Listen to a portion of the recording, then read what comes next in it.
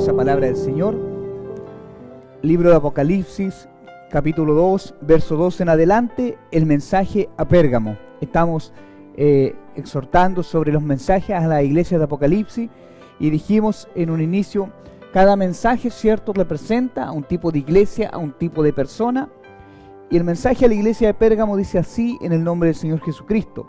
Y escribe al ángel de la iglesia en Pérgamo: el que tiene la espada aguda de 2 filos dice esto: yo conozco tus obras y donde moras, donde está el trono de Satanás, pero retienes mi nombre y no has negado mi fe, ni aun en los días en que Antipa, mi testigo fiel, fue muerto entre vosotros, donde mora Satanás.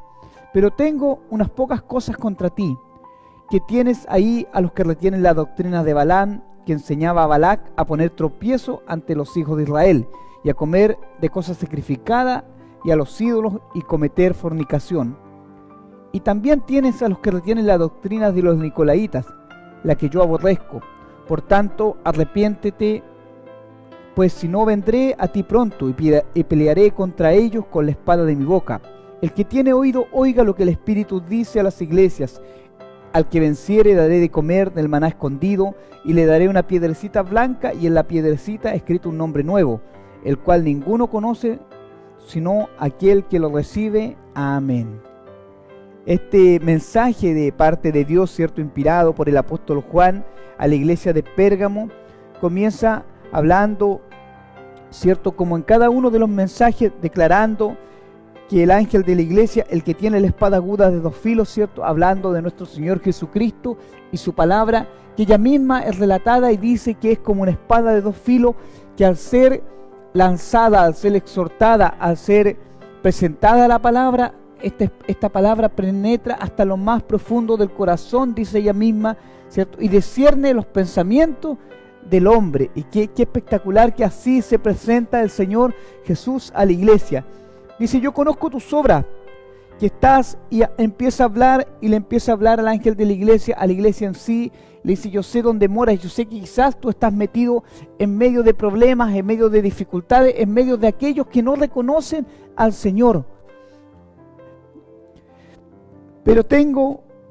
Pero sé, dice el Señor, que tú retienes mi nombre. O sea, le está hablando a aquel que está en medio de dificultades, y más de alguno debe haberle sucedido que cuando conoció o se acercó al Señor, se vio entre medio de gente que no buscaba el nombre de Dios, que el nombre de Dios era burlado entre ellos, que el nombre de Dios era entorpecido entre ellos, y él se sentía así, como este que le habla el ángel, ¿cierto? Teniendo que defender su fe en todo momento, con mucha gente burlándose de él. Así se sentía el ángel de la iglesia. Era una iglesia, ¿cierto?, donde muchos estaban en contra de lo que era de Dios. Aparte, esta iglesia de Pérgamo era una iglesia, dice la palabra, pero algunas cosas tengo contra ti, que retienes la doctrina de Balaam, que enseñaba a Balac para poner tropiezo entre los hijos de Israel. O sea, está hablando de aquellos que van poniendo tropiezo. Esto era una iglesia que tenía una dificultad. Era como aquel cristiano que muchas veces está alguien ahí diciéndole: pero vuelve a tomar, vuelve a fumar, vuelve a hacer esto, vuelve a hacer lo otro. Estaba constantemente en una tentación. Y él le dice: pero tengo contra ti esto, que aún están ahí los que retienen la doctrina de Balac, o la doctrina de los nicolaitas, que era una doctrina, cierto, que hablaba del poderío dentro de la iglesia. Y esto es algo que se ve hoy día comúnmente cuando se habla del poderío, cuando olvidamos que el llamado es a servir y no a ser servidos. Entonces, los nicolaitas, se habla de que la doctrina de los nicolaitas tenía que ver con esto, con aquellos que ponían autoridad sobre la iglesia y querían ser más importantes que aquel que es dueño de la iglesia, que aquel que es dueño de las ovejas. Ellos querían tener más autoridad. De esto habla la doctrina de los nicolaitas. Y el Señor le reclama, le dice: pero tengo contra ti esto, y también que retienes la doctrina de los nicolaitas, los que yo aborrezco, dice el Señor, como reconociendo, ¿cierto? O como Dios diciendo: yo aborrezco la altanería del corazón, yo aborrezco a aquellos que quieren ponerse por sobre otros.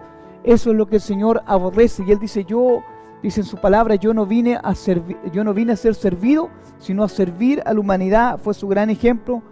Por lo tanto, dice el Señor, y esto es lo hermoso de la palabra de Dios que exhortamos cada día, Él nos llama al arrepentimiento. Dios nos confronta con su palabra, con la espada de 2 filos.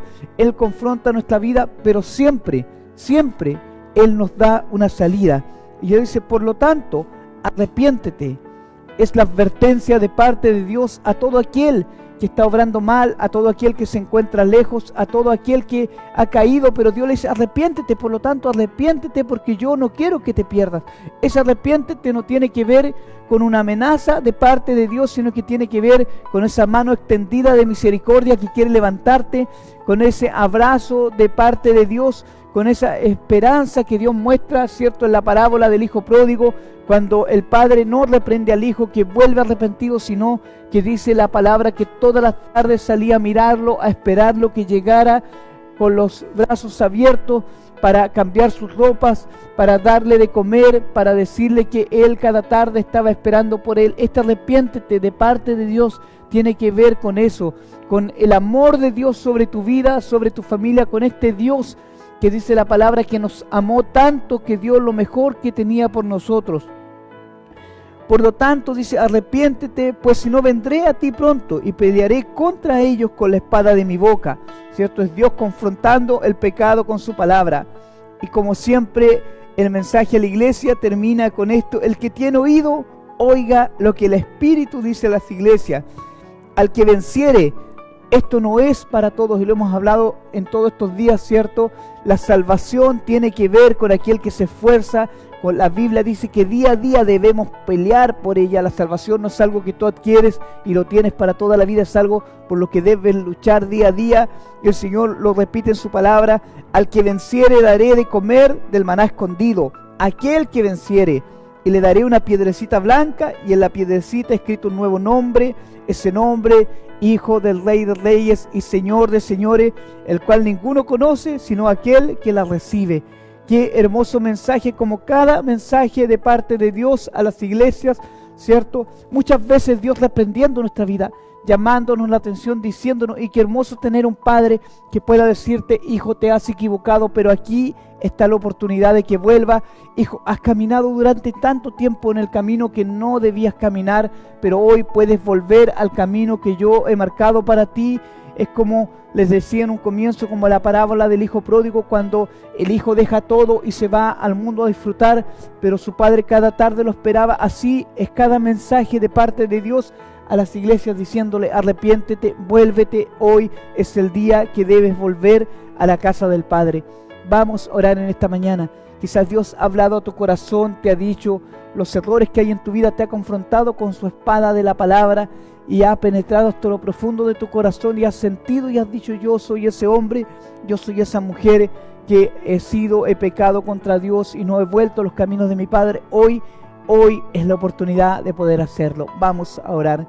Padre, en esta mañana abrimos la mente y el corazón para recibirte, Dios, como nuestro Señor y nuestro Salvador. Si hemos pecado, si hemos estado lejos, te pedimos perdón, te pedimos levántanos, perdona nuestros pecados, Señor, reinscribe nuestro nombre en el libro de la vida. Gracias por tu inmenso amor y por tu misericordia demostrada cada día sobre nuestras vidas.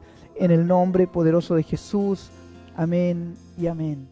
Vamos a orar. Padre, oramos en esta mañana. Como decía esta alabanza: ¿a quién más iremos, Señor, si solamente tú tienes palabras de vida eterna? Oramos en esta mañana en fe. Levantamos las manos en señal de completa rendición a ti, Señor, y las extendemos, Dios, hacia aquellos que en esta mañana tienen algún problema, alguna necesidad.